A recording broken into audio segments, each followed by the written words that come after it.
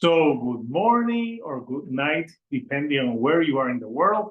And welcome to our top 5 albums of the year. So it's that time of year where we talk about our favorite albums of the year. So if you've been watching my videos, I've been counting down from number 25, and now we're at the top 5. And for the third year in a row, I'm joined by Senorita Sabrosura. How are you, Senorita? Good, good. Everything good over here. How about you? I'm doing good. So if you've seen our videos, you know that at the end of the year we do a top 5, and you should, like, I give my top 5 albums, and Senorita gives her top 5 albums. And this year, interesting fact, we have an album in common in our top 5 for the first time. Yep. Yeah. So first, first of all, everyone, Merry Christmas, or wherever you are. I see, Senorita, you're getting into the Christmas spirit. Christmas spirit. Yeah, I put my tree early, and well, I always have the lights, but I put the Christmas tree early. Well, I'm a little Grinch, but I try. I'm all metal today, but so this has been a very interesting year Yes. for music.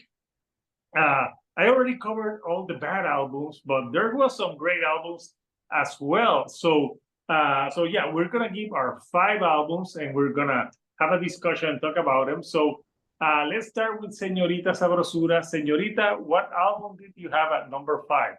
Well, my number 5, it's an interesting album, and you actually predicted this was gonna be on my top 5. We're talking about The Smile, Wall of Ice. This was one of my most anticipated album for the year, and I think 2 years ago, The Smile was on my top 5 too.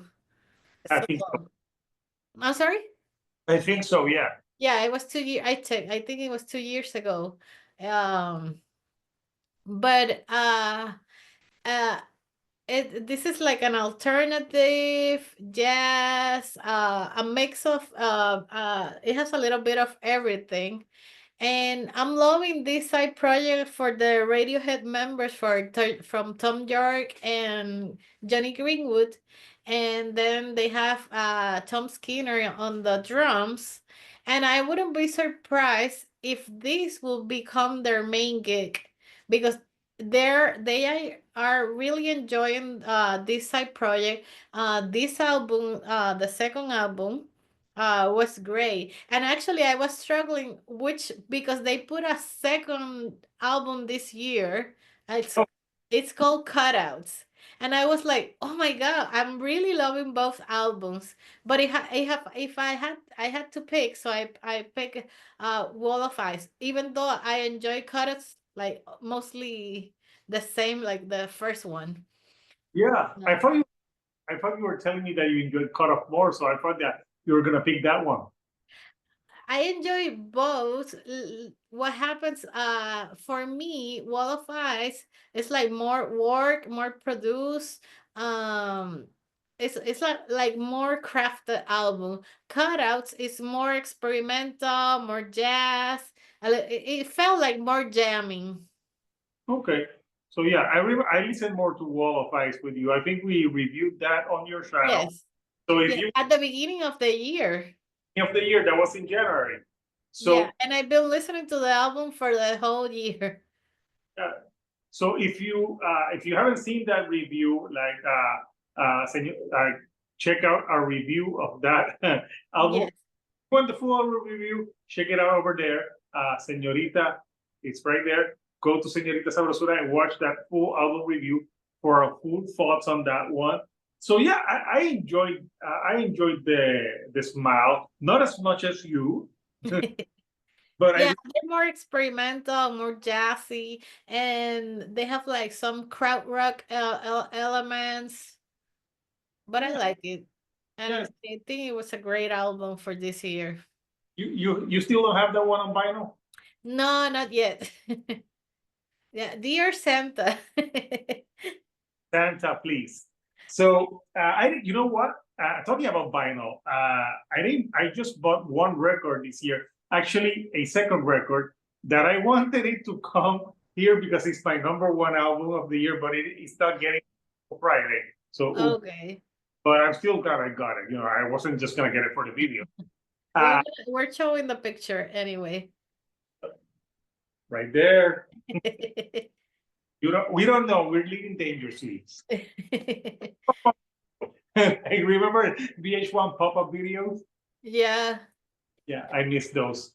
So let's go now to my #5. And this year, my top 5 albums of the year is very interesting because there's two bands that this first one, a few years ago, I thought they were very overrated. Overrated. But this year, I finally said, yep, I can see what the fuss is about. So I'm talking about the band Knocked Loose, and their album is called You Won't Go Before You're Supposed To, which is 10 songs, 27 minutes. And this is a band from Louisville, Kentucky, and they're like a metalcore, hardcore. And it was funny because a lot of people complain about the vocals of the vocalist because in some previous albums he went like arf arf. So it was kind of funny. But this album is darker in nature, and I'm telling you because there's some shorter albums this year that I thought were too short, but they used the 27 minutes so great. This is in your face record. Not Loose has had an incredible year. I think they went on tour opening for bands like Slipknot. They been on a lot of magazines. They played Jimmy Kimmel Live. Oh wow! A few weeks ago, and they played the song "Suffocate," which features Poppy guesting on vocals. And that song, "Suffocate," if you haven't listened to that song, Senorita, it's a very hard song, but there's a part where they go in the guitar like dun dun dun dun, and it sounds like, I'm kidding you not. It sounds like a reggaeton part. And actually, I wouldn't be surprised of the influences. Yeah, when I'm listening to a song, I don't know. I'm like, should I be perreando? Should I be headbanging or perreando? Or like, dum, dum, dum. Yes.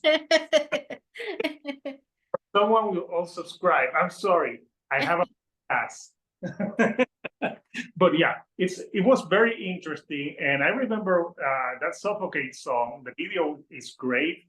And they played that one on Jimmy Kimmel Live. And the album, it's a very dark album it has subject matter about like death. They also talk about religion. There's a song called Blinding Faith, Sit and Mourn. It's a very bleak record, but I'm telling you, like, I became a believer. So yeah, that's the first one. If you had told me 5 years ago that Not Loose would have been my top 5 albums of the year, I would have said like, fuck no. But things change. Things change, and I gotta say, this album is nominated for a lot of Grammys too, and especially like metal album song of the year with Suffocate. And I'm telling you, they should win. There's Metallica's nominated, but Metallica, like Yeah. they're good, but come on, like I think you should give it to newer bands, newer stuff. Yeah, I think so too. Yeah, so that's my #5. So let's continue with Senoritas #4. #4. Well, this is an album we also review it. I'm talking about All Born Screaming by St. Vincent. I think the more I listen to this album, the more I like it. It was definitely a grower. Well, we reviewed and we gave it like a good score, but now the more I listen, the more I like it. And because I saw her live, I even love the album more. She did an amazing performance, and she played a lot of these songs live. I think it was a nice surprise this year with this record. And I was very impressed because St. Vincent, the album is self-produced. And it has grow, right? I'm sorry? They grow. Yeah, drums. it has Dave Grohl and some other guests, but the one I remember is Dave Grohl on drums. And I think the album balances like a mix of different genres like rock and roll, but it has some songs that feel like more industrial, more Nine Inch Nails influence, and it has like pop, synth pop, or what I will call dark pop. And it has like a dark vibe, and it talks about love and pain, life and death, but it also felt like a very sexy album. Ah, And it has some great tracks. I really like Big Time Nothing, Violent Times, Broken Man. yeah, So I, it was a great album. I did enjoy some parts of that album. Not not at your level, but I did respect it, and I liked that she had some. I like Dave Grohl being on drums. Yes, and she's an amazing guitarist. Yeah, And no, people you know, are. I was like struggling with my top five, but then I saw the end, the close of the Corona Capital with Paul McCartney, and he had two guests for the last song, Sam Vincent and Jack White. And those were two of my picks for this top five. And it was like, I think Paul McCartney picked Sam Vincent over Jack White. He was like not paying attention to Jack White, and he was like jamming and having fun with Sam Vincent. It's like, Paul McCartney picked you. I'm gonna pick you too because I enjoyed Jack's White album, but I think I enjoy more Sam Vincent. I have a confession to make. What? I didn't give a shit about Jack White's album. The No Name? I just found out like a few. I'm like, oh, he put out a new record. Yeah, and the record is great because he's an amazing musician. But I felt like, and I'm sorry, my friends who love Jack White, I felt like it was a little one note. Like the songs blended together, and it's like, oh yeah, you're amazing. You have amazing chops playing the guitar, but I don't know. I enjoyed some Vincent because it was different genres, different styles. Yeah, it does have different styles. So you just said sorry to your friends. So I'm going to speak to your friends. I don't give a shit because I.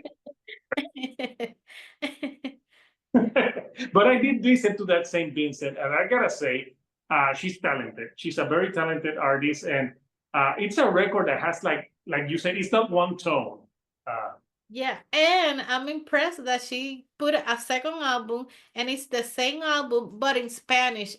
She's singing in Spanish, and it's really good. It's the same album, that it's good, but instead of English, it's in Spanish.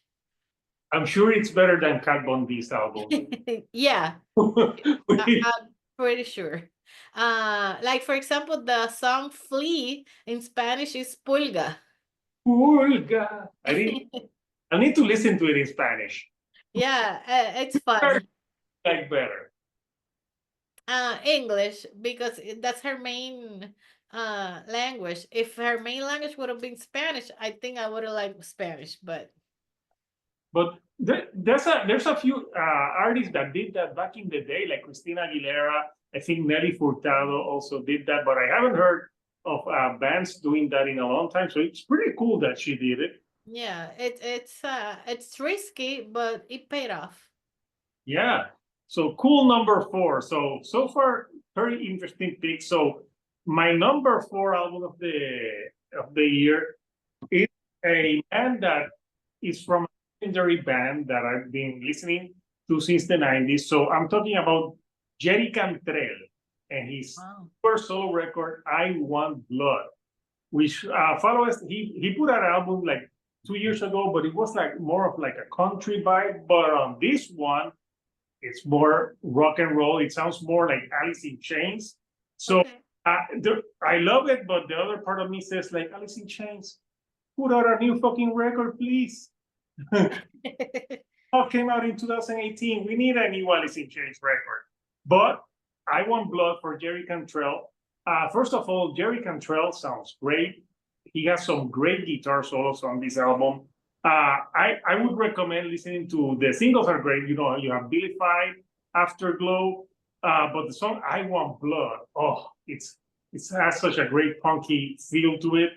Uh, he has a lot of like extra musicians working on this album.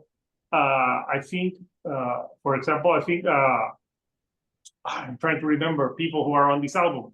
Uh, Greg Puciato singing some songs. You know, he was in the Dillinger Escape Plan. I think there's some different bass players. I think one of them is Robert Trujillo from Metallica. And I don't know if, correct me, people, if I'm wrong. I think Duff McKagan is in some of the tracks. I know he has some different musicians, but Jerry Cantrell is running this show. You have softer songs like Echoes of Laughter, but when the album really, the deep cuts on this album, like Held Your Tongue and the It Comes that finishes the album is so good. Have you listened to this album, Senorita? Not yet. I have to. Shame. I keep forgetting. Yeah, this is a great album. I think you would enjoy it. And if you like Alice in Chains, Yeah, I do. Obviously it's more mellower at times, but this is a more banging record than his last one, which was more softer. And I just, you know, I did a review for this, and I put in the thumbnail, "In Jerry Cantrell we trust." Like, like I knew I was gonna like it, but the more I listen to it, the more I like it. So it can be a slow burn at times, some songs, but I really love it. I like the different styles of it. I like the moodiness of the tracks, and Jerry Cantrell's vocals are good. I have to listen to it. So that's why I have it at my number 4. Nice. Yeah. So Yeah, we're hopefully he keeps singing rock and not country. well, the album before that wasn't exactly country, but it had more of like a country or vibe. Okay. He's not the only artist to do this. Also, Duff McKagan has a few albums that are more on the countryside.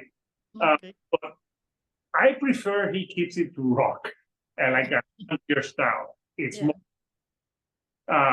And if there's no Alice in Chains inside, I'm very happy if Jerry Cantrell just does solo records. Okay. I have to listen to it. You should, yeah. Well, but for my number 3, I pick Wild God, but Nick Cave and the Bad Seeds. This is an anticipated album, and I understand this is not a record for everyone. It's not easy. It's not an easy record, and it doesn't feel like very accessible to everyone. But still, that doesn't mean it's not a great record. It's a great record. I think the band is embracing like a style of more like a symphonic space rock band. More if this record felt like more like a transformation for they've been changing their style, but this felt like more like psychedelic gospel rock, something like that. And Nick Cave voice, I think it complements so well with the all the arrangements for the band. Oh, his vocals like feel like very exaggerated and dramatic, but in a good way. And I know, like, after all the tragedies and death he has in his life, like he was gonna be surrounded by grief. But this album doesn't feel like the other two before this, when he was talking about like grief and like in a very painful way. These feel different, like he's processing his grief in another way, and it feel more accessible emotionally. And there's a line in there's a song called Joy, and there's a line that he says, "We all had too much sorrow, now is the time for joy."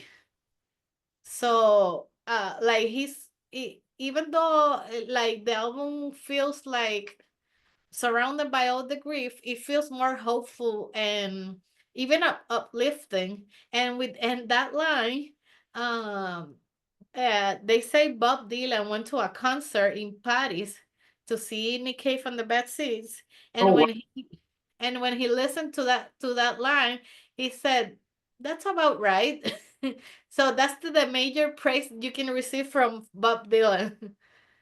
I would say that's a major. I would be very excited. So uh, you have to listen to Jerry Cantrell, and I have to listen to this Nick. I haven't listened to. Yeah, it has some great songs, and even though it's called Wild God, and he's talking about different types of gods, and he does some reference to the Bible, it doesn't feel preachy. It doesn't feel like very religious, and it has some great songs. There's a song called Conversion, and Wild God. I really enjoy Long Dark Night, and it has a I think it was one of the last songs at the end of the album called Oh Wow, how wonderful is she. And that song feels like very, after all the catharsis and emotions, like very playful, very fun. And at the end of the song, he puts like a recorded phone message from an ex that she passed away recently. Her name is Anita Lane. So it felt like very uplifting at the end. That's what every record needs, a playing of your dead ex. It was like an homage I there at the end of the song. Yeah, I don't know. It sounds kind of interesting. You sold it to me. I'm record. I, I don't think it's your specifically your cup of tea, but you can give it a try, and I think you will enjoy some of the songs. I will get, I'm open-minded, so I will listen So to I it. promise I will listen to Jerry Cantrell, and you will listen to Nick Cave and the Bad Seeds. We'll do this. We have homework. So we are continuing with our list. So my number 3 artist, this is very incredible. Last I hated the record that she put out last year, and this year she's in my top 5. Go Your figure. top three. And my number 3, and this album came out a few weeks ago, but I had listened to some of the singles prior to it coming out, and I was enjoying them. And I was like, I'm enjoying what she's doing in this single. So I'm talking about Poppy, and her album is called Negative Spaces. And she's signed to Sumerian Records, which is known for a lot of like Digenti or like these metal bands that mix with electronics. And this record was produced by Jordan Fish, who was in Bring Me the Horizon. So Okay. he Bring Me the Horizon, and now he's producing bands. And I guess he's got that touch. Like everything just turns to like better, because I remember I didn't like Bring Me the Horizon where they were like a deathcore. And once he joined the band, he made them better. So he's talented in taking artists. Like with Poppy, I had listened to her 2020 record, which dabbled in some metal, but it was okay. I wasn't bad. But last year, the one Sig was, I really did. It wasn't in my top worst albums of the year, but also I didn't like it. But this one, Negative Spaces, it's her heaviest record, and it's got a mixture of like metal mixed with pop, mixed with electronic, and Yeah. dance, everything. She mixed it like, but when she's like really like, Poppy has had a great year. First of all, she released a song with Bad Omens and with Not Loose and Suffocate, and that's the song that's Yeah, you were talking about it. Grammy. So everything's looking good for her. She can sing pretty, but also when she gets on the like more like harsher vocals, she can scream as Scream.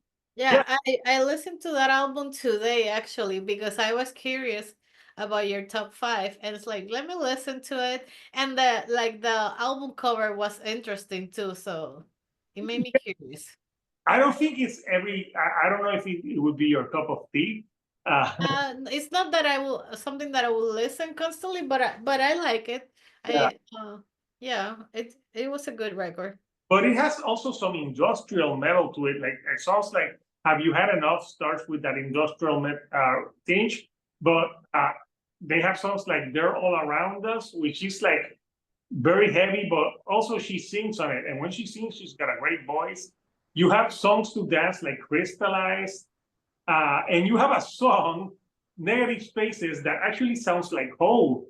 I didn't hear it until JC reviewed it on his channel. He said that that song sounded a little bit like a pretty ski. I'm like, oh yeah, it has like that vibe.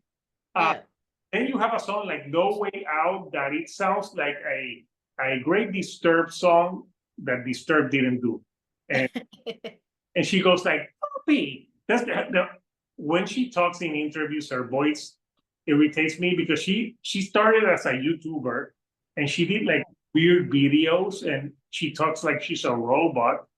But when she does that, I like her metal stuff, but I think what I like about this album is that there's experimentation with it, and I like the electronic sounds.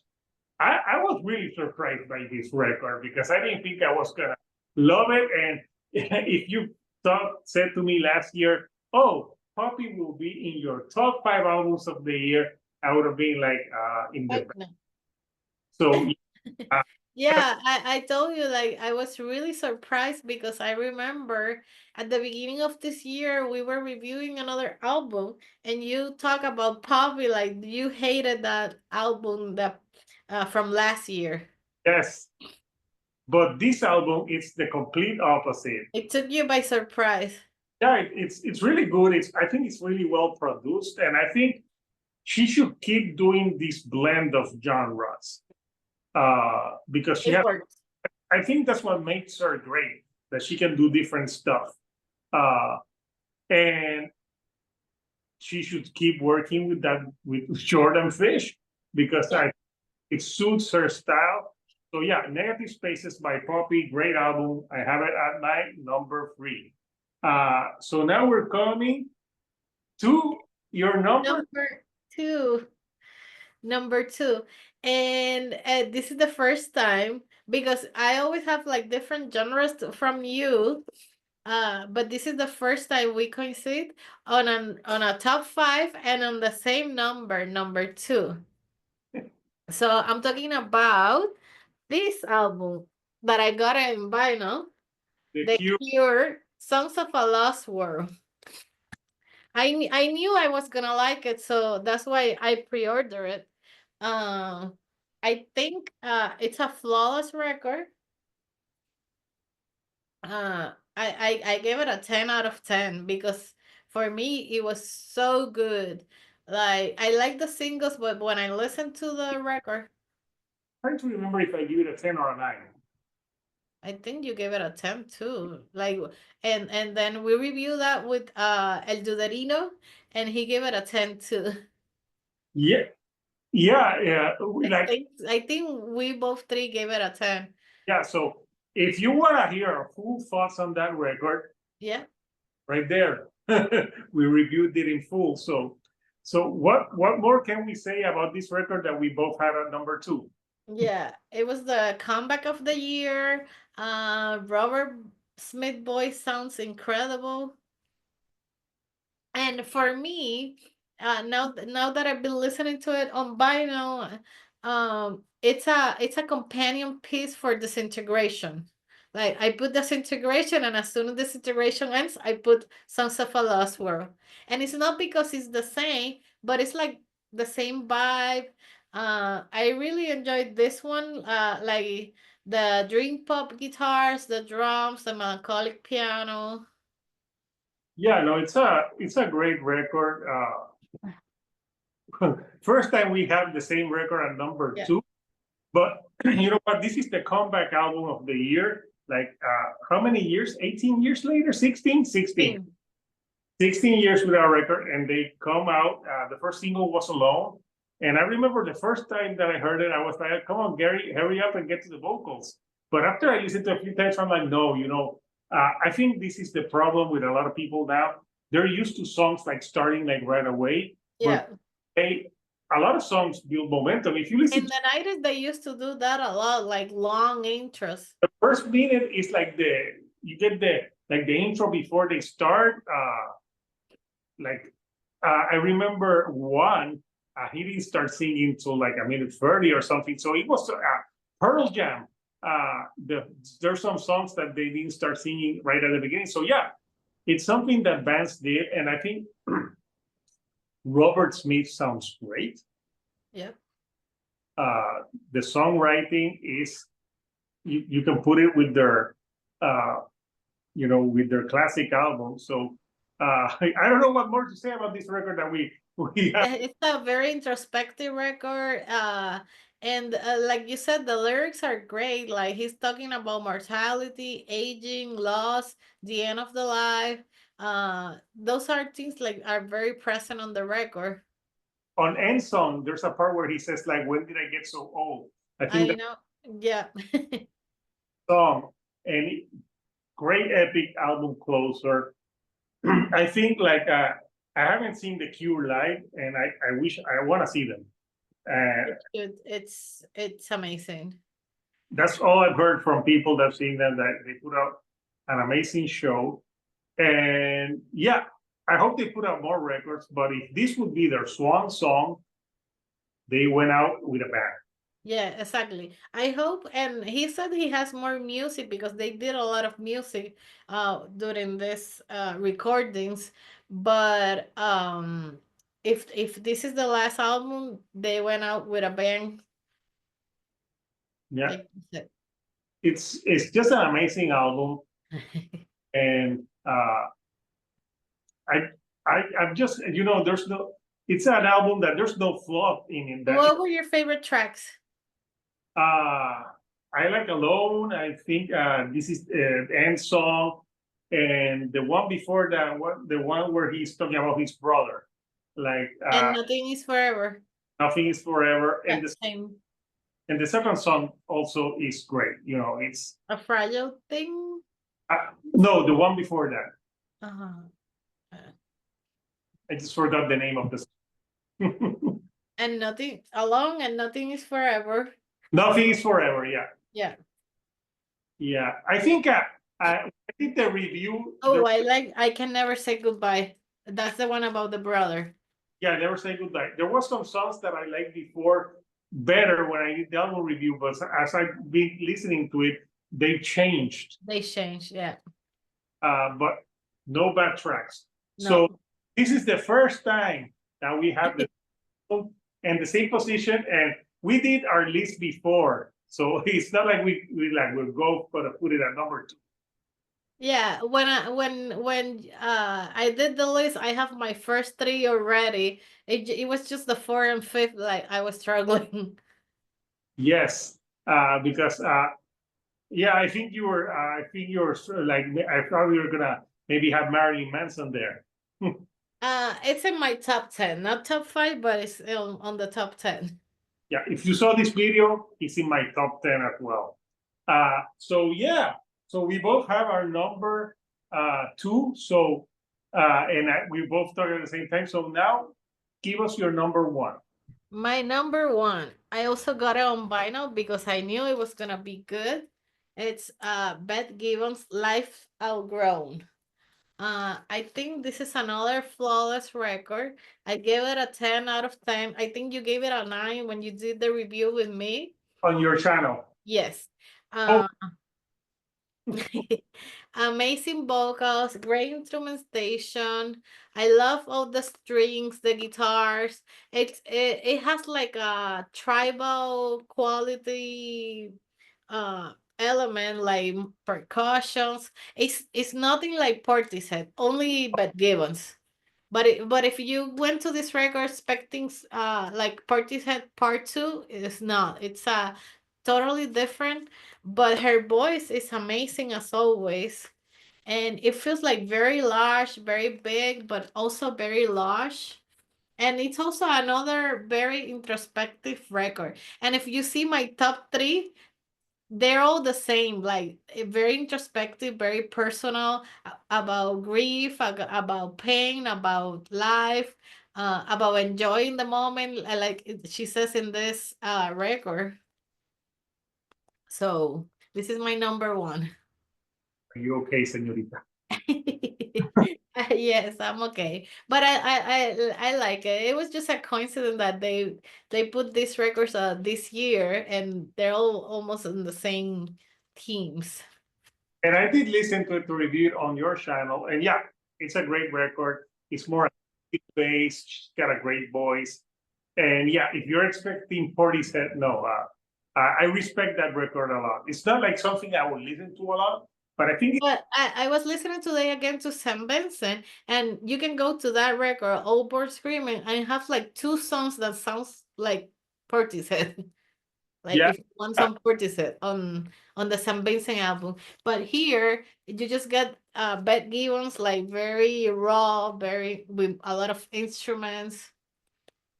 yeah, it's a great. I think it's a great record to put in the morning while you're having your coffee. Yeah, yeah. I've been listening to it. I don't know if it's gonna come up on my Spotify rap, but because I've been listening to it on vinyl a lot.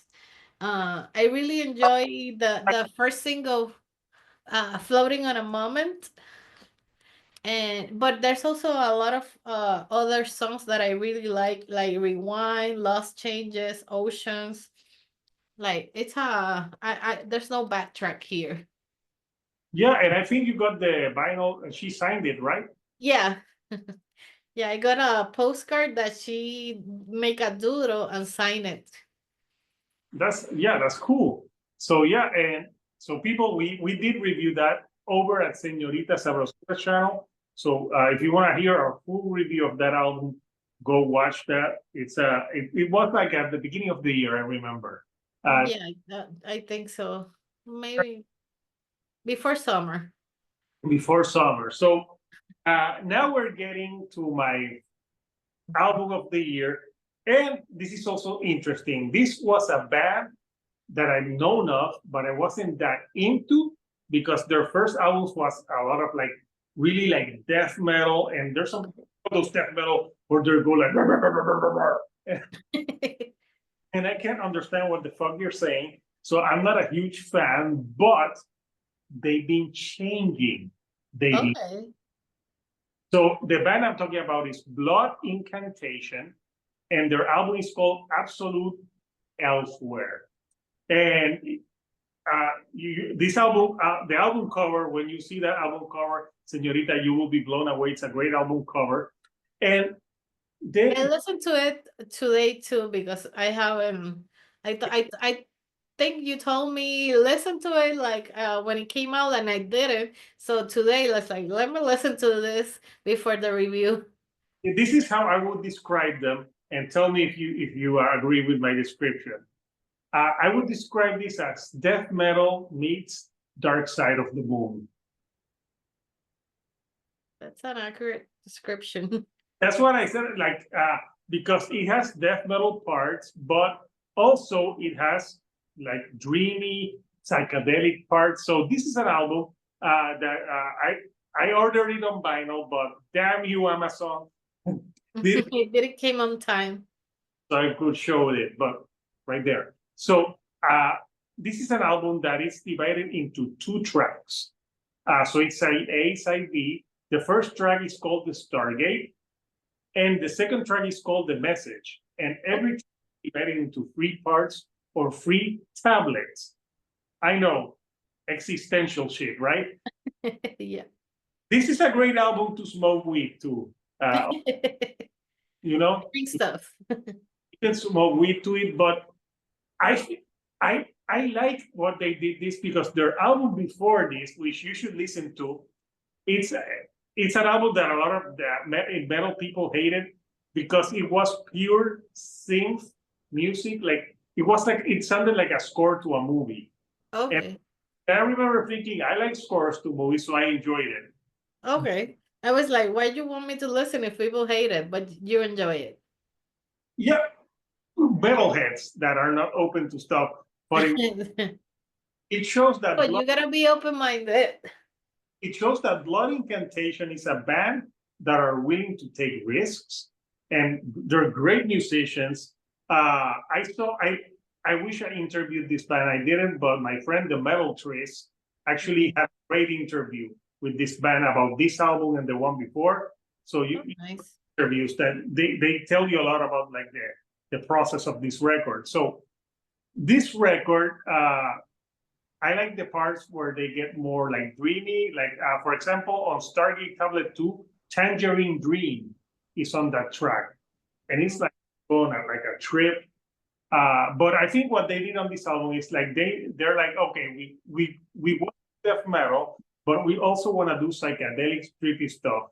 And I think genius what they did. They put it together, and I like it because on paper it shouldn't work, but when you listen to the record where they go through the death metal to the more psychedelic stuff, it goes like seamlessly. Okay. Yeah, it flows. Yeah. And I was just like floored at how great this album is. This is it's my number one, but it's not an album that I would listen to all the time. I have to be in the mood to listen to this record. Okay. But it's I think it's going to be on a lot of end of year lists, and it's my album of the year because it's just great. Blood Incantation-Absolute Elsewhere. I can't wait to get it on vinyl so I can spin it and listen to it on vinyl because I'm sure it's gonna sound great. Because it also sounds like it could be like it has like a retro vibe to it as well. Yeah, and sometimes like we listen to it a stream online and it miss something. Like when you listen on vinyl, like you can like really listen to it, all the nuances and details. Yeah. So there you go. That's my number one. So Couchers, you have all Senoritas top 5, which we'll put a link in the description of my top 5, her top 5. The first time we have a first album. So we want to know from you, Couchers, comment down below. What would be your picks for top 5 albums of the year? And what do they think about our picks?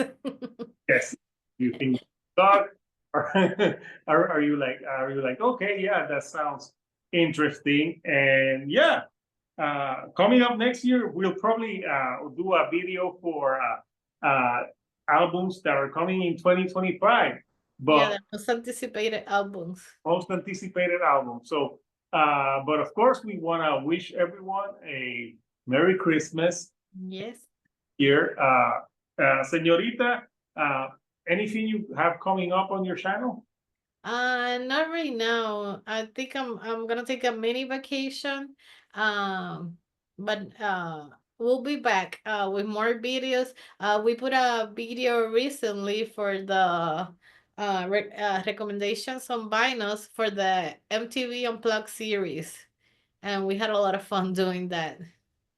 Yeah, that was a cool video. Yeah, so we want to do more stuff like that, like more conversation, more relax, more chill. For sure. Yeah.